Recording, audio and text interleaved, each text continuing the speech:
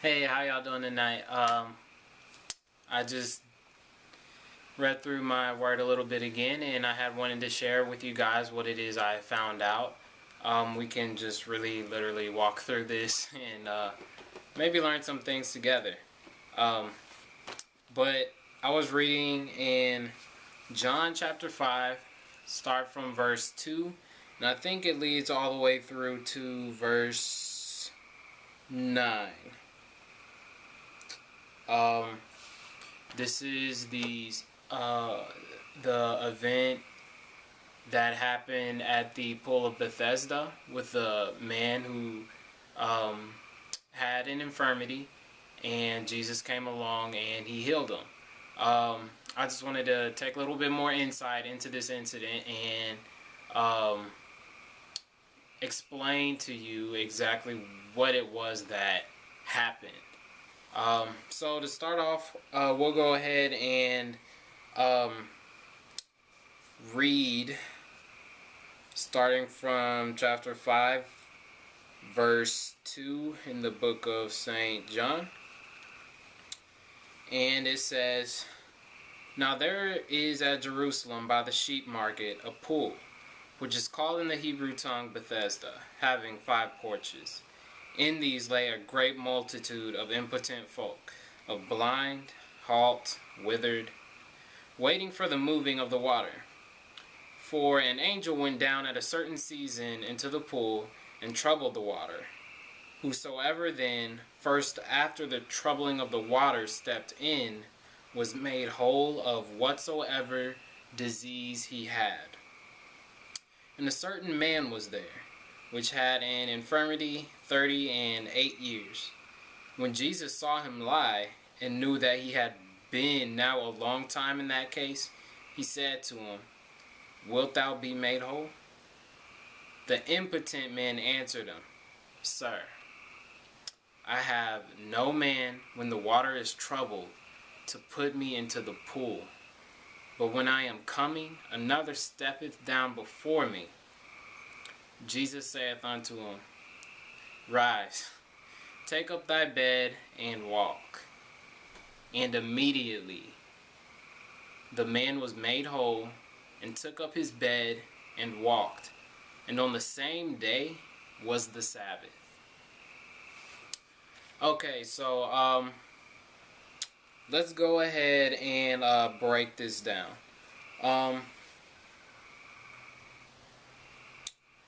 In the beginning of this excerpt, we see that at the pool of Bethesda there was many people who were sickly, diseased, handicapped people. And you think about it, Bethesda was a pool of healing, yet there were many people who were sick. And if you think about it, it really doesn't add up. It's like, how can there be a pool with healing properties, and yet all around it there are many people who are sick?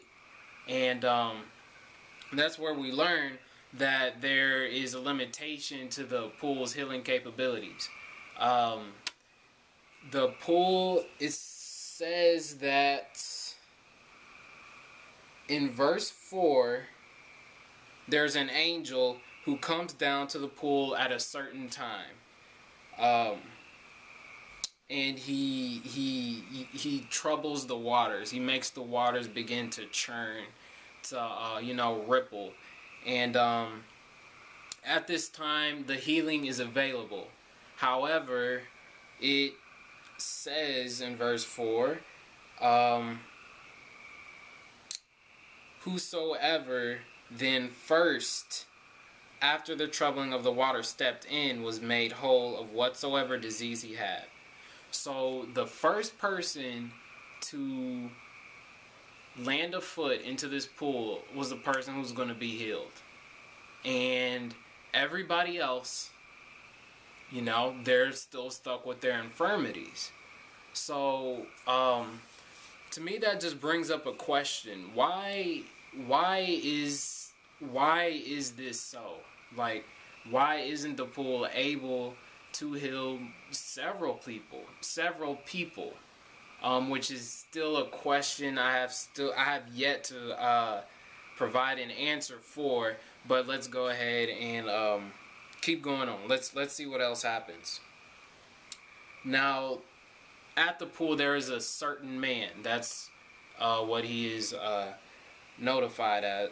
That's what his name is the certain man, which had an infirmity 38 years. I don't know about y'all, but 38 years is an extremely long time. That's at least half a lifetime worth of being handicapped. And I'm not sure exactly why Jesus chose this man, this particular man, but the fact that he had this infirmity for so long, I'm thinking that might be a clue as to why Jesus chose this man. Maybe this man had been here longer than anybody else at the pool. And I'm guessing the man's infirmity had something to do with his mobility. As he says that before I am able to get to the pool, somebody else gets there before me. So I'm thinking the man is maybe paralyzed from the waist down. And you know, if you're sitting there crawling, then of course everybody else is going to beat you, or anybody else is easily capable of beating you, making their way to the pool before you can. I mean, you're on arms, they're on feet. So that's my guess. I'm not sure if that's the case exactly. But anyway, so Jesus comes and he sees this man who's had this infirmity for so long. And that's, as far as I know, that is why Jesus chose this man. Because he's been there for 38 years just waiting. Can you imagine? You know that the pool can heal. You know that when the time of healing comes, like that's when the waters begin to churn. Yet you can't get that healing, and that's because the pool has a very limited ability to heal. It's conditional. The pool's abilities are conditional in a sense. So then you have Jesus who comes up to this man and he says, "Will you be made whole?" Now the man answers, "Sir, I have nobody to help me to get to the pool. By the time I make my way to the pool, somebody else gets there before me." And so technically he didn't answer Jesus' question directly. But honestly, what I see in this man's answer is that, okay, he's unable to get to the pool in time for his healing. But at the same time, he knows that if he can get to that pool, then he will be healed. In other words, he believes that once he touches those waters, then he'll be healed of all his infirmities.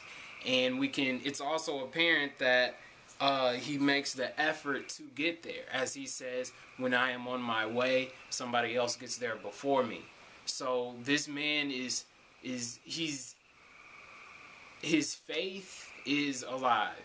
As we know that faith without works is dead. You know, this man is taking action to get his blessing, to reach his healing. And however, it's just his infirmity that is what is keeping him from getting this healing.